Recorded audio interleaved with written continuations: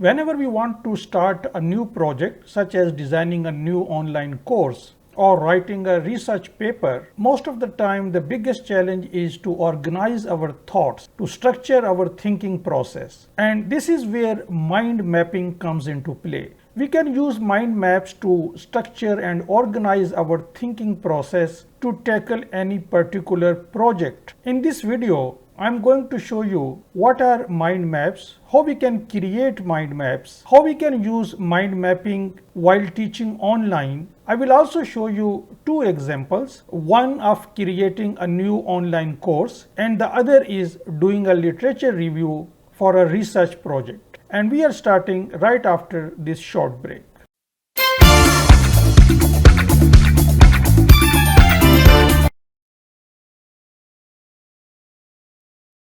Hello and welcome to my channel. My name is Tahir, and if this is your first time, please hit the subscribe button and also the notification bell to get notified whenever I post a new video on this channel every Tuesday and Friday. Mind mapping is a visual tool.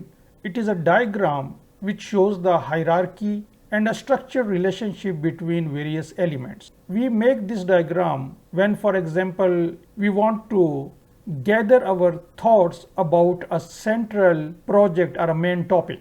There are certain characteristics of a mind map. The first and the most important thing is that the mind map must be contained on a single page. You can make a mind map on paper, but now we have lot of tools available, software available, which we can use to create mind maps. So we put the main idea at the center of the page and then we branch outward. And when we branch outward, the important thing we should consider is that we should branch in a way which follows our thinking process.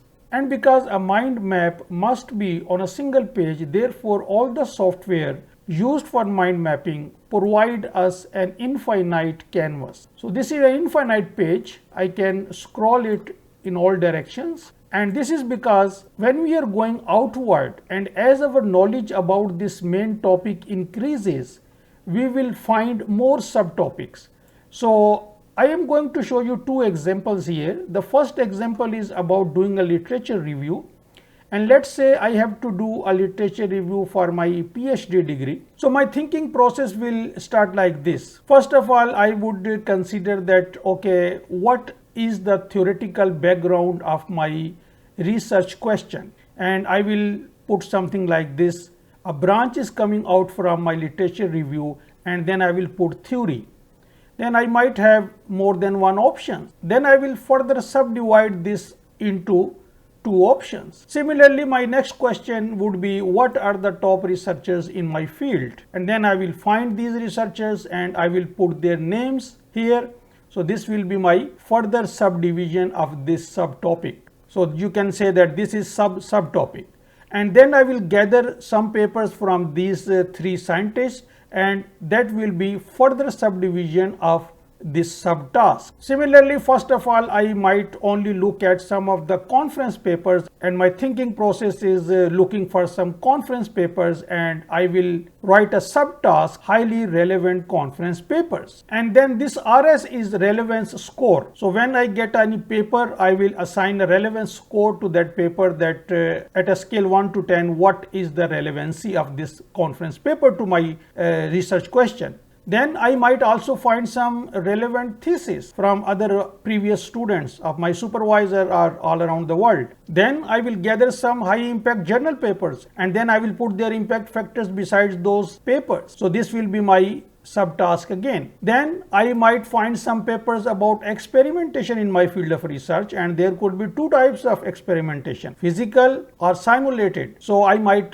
get some papers like this. So this is my thinking process, that I'm going to find top researchers, I'm going to find some relevance conference papers, and then I made a relevance score factor for this, and so on. So this is my mind map. When I was building this map, there was no order required.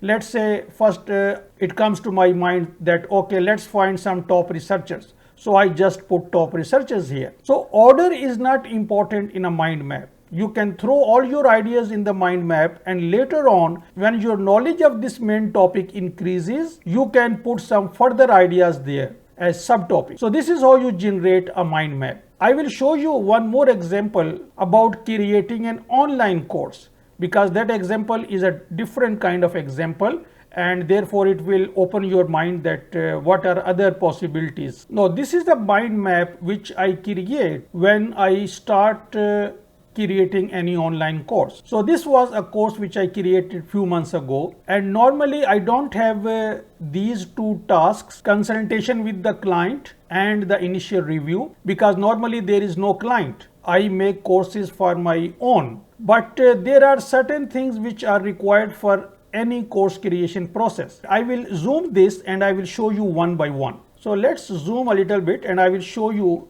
first my thinking process. So when I want to develop a course, first of all, I have to figure out what are my target audience or the focus group for which I am going to create this course. So this was a Gmail course, and then I put some professions for which this course is suitable.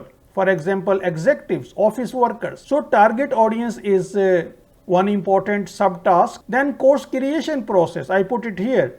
And then I create videos. When I create videos, I sometimes create images on Canva, which is a browser-based software. Then I create some sample emails I might have to create in order to show some examples in my course. Then there is a subtask of creating exercises. So the video creation process has these two subtasks. Now let's move on to the next phase. Now what I do is I look for some existing resources on my topic. So this is my topic. So I will see that whether there are some courses available on Udemy or some other course platforms, or even some YouTube videos. So what are those courses? What are some of their topics, and what are some of the concerns people have? They want to learn about this topic. Now the next step would be that I have to find out what are the existing resources from those courses, from commercial courses, from courses on Skillshare and Udemy, etc.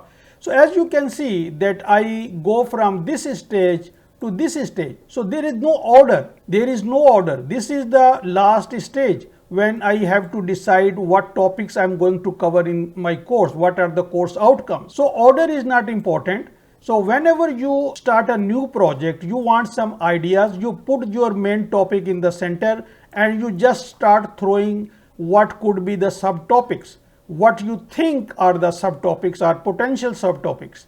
And when your knowledge of this topic improves, you further divide that topic into subtopics. And when your mind map is complete, and then you are in a better shape, your thoughts are organized, structured, and now you can find a strategy to complete that particular project. So these were two examples. Now as you saw, the main purpose of a mind map is to consolidate the information from the free flow of ideas to something solid. And the second purpose is to brainstorm the ideas. And this is the thing which you have to use while teaching online. If you are teaching in the same tone all the time, your students will lose the attention, they will lose the focus, and you will never achieve the course outcomes. So in order to get students engaged, we have to do many techniques. We have to follow some strategies, and I have made a separate video how to get student engagement. You can watch on my channel, but this is one of those. So for example,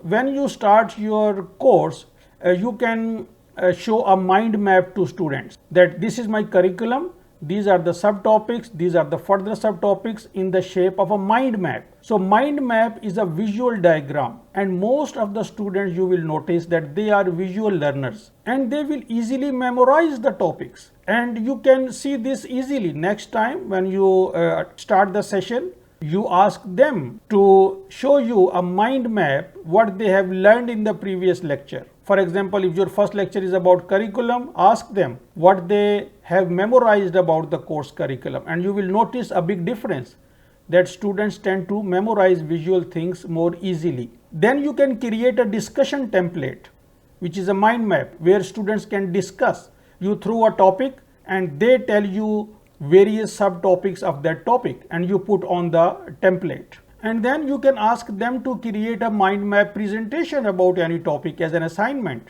So these are few ways you can use in online teaching and engage your students. Now there are many free software available. You can use any of them. I use this software called FreeMind, and this is very easy to use. Let's start a new file. So what you do is, when you start a file, you get this new mind map written at the center of the page, which you can click and you can edit this to your main topic. Enter. Now when this is gray, you right click here and then you have lot of options. For example, this new child node, and now you can put your subtopic, or rather it would be a topic because this is the first level of hierarchy. So let's call it topic 1 and click outside, and now if you press enter, it will create a sibling node or the second topic. So I would say topic 2, and if I press enter again, it will create a third topic, and so on. Similarly, you can click here and you can right click and you can create a new child node, which will be your subtopic. So this is very easy to create a mind map, and this software FreeMind is free. You can download it and you can practice it. You will find it very easy, and start creating some mind maps for your online courses. Ask your students to create some, and in this way your students will be attached to your course and to your contents. So I hope that you like this video, and if so, please give it a thumbs up. Thanks for watching and see you next time.